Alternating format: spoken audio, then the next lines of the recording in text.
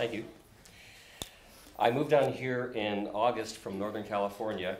Last year I lived someplace where I had to shovel my way out of the snow several occasions to actually get out of the driveway and go into town and do really critical things like drink coffee and write. So I had to import some weather here, and I chose the Deep South as the source and the flood. This is an excerpt from Crossroads. The water was near the kitchen steps when Harris went to bed. If it kept rising, he figured it would be in the house by dawn. All that afternoon, as the light had slowly failed, he'd heard the whoop of sirens as police cars and fire trucks drove up and down the road evacuating residents. At one point, a car's tires crunched on the gravel drive. Footsteps climbed the steps, and a knock echoed across the hardwood floors. "Hello," a voice called, loud in the quiet of the wet afternoon. "Anybody home?" Harris sat in his old craftsman chair and listened, the guitar silent across his lap. Another knock, and the footsteps retreated. A door slammed, an engine revved, and the gravel crunched again. Harris sat and picked at his guitar and listened to the liquid sounds outside. Floodwater rippling past on the riverside of the house, and rainwater pattering on the roof and dripping from the eaves. The sky faded to bruised blues and blacks. The house darkened, and his energy webbed with the last of the light. He decided to forego candles, no reason to draw attention from would-be rescuers, and go to bed. Such commotion over a little water, he thought, as he slipped into sleep, and felt an unaccustomed smile stretch his face. In the dream, he paddled his canoe through water speckled by rain. He glided past truncated trees and telephone poles that stood only 20 feet above the water, their lines swooping down so low he could almost touch them. A guitar lay in front of him, leaning against the prow of the old canoe. Not his, though. This was an old Fender broadcaster, one of the first electrics ever made. The instrument was scarred with years of heavy use, and he knew with perfect dream logic that it was the guitar he had seen when he was working in the mansion. It was the Fender Louis Lanois had played when he recorded his first 3 albums.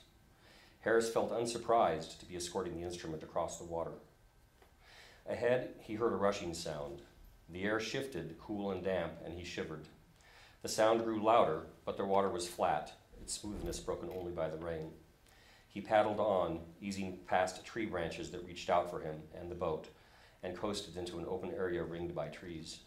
A flat line half a mile away marked the levee. In the center of the space was the source of the sound.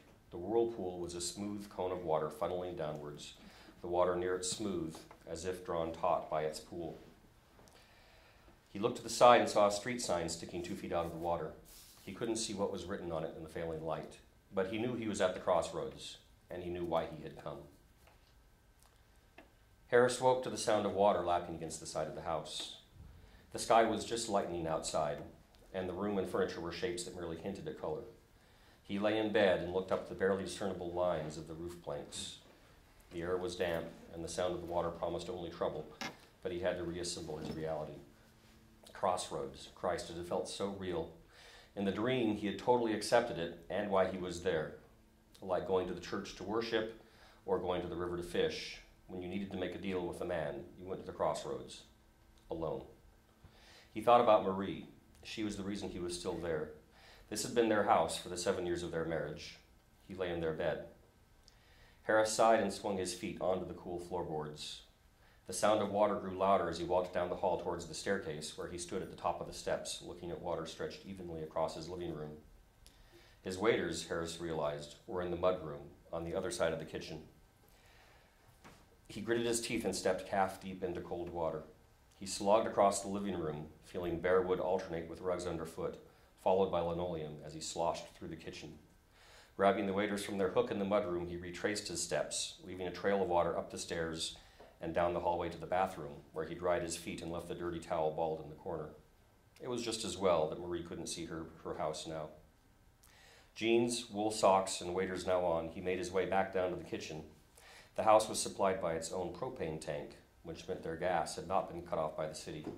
10 minutes later, he gratefully took his first sip of coffee. He stood at the window and looked out at the swollen river and downstream at the Olsons' place, empty and silent for once.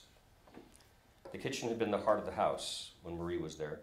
She'd cooked there and fed him there, usually. She'd graded papers in the breakfast nook when she wanted to escape her office.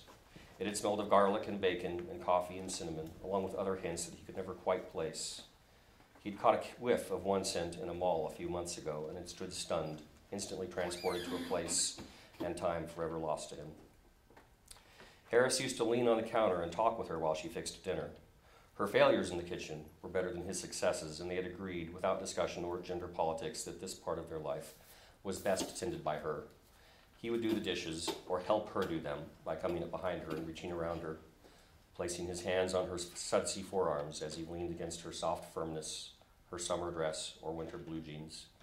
It was his favorite place in the world, whether standing or spooning, arms around her, the magical landscape of her rump against him, the auburn tangles of her hair tickling his nose.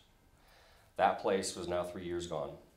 He mentally returned to it over and over, remembering what it felt like, exploring it like probing a broken tooth with his tongue.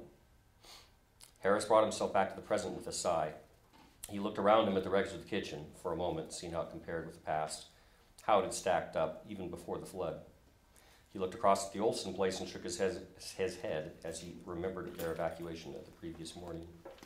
Like everything the Olson clan did, the evacuation had been long on commotion and short on effectiveness. Harris had leaned against the counter, sipping coffee and watching the chaos unfold. Will, the youngest Olson, trudged towards their Suburban with his amp in his hands. He reached the vehicle and stared into it in dismay. "Tina, what the hell?" "What?" said his older sister as she edged through the road with an armful of clothing. "I don't even have room for my amp. You got so much crap in here." "Poor Will," said Tina, as she laid the clothes on top of the existing stack and turned back towards the house. Will reached into the back of the Suburban and took out a laundry basket piled high with clothing. He set the basket on the ground. 2 or 3 small frilly things fell out.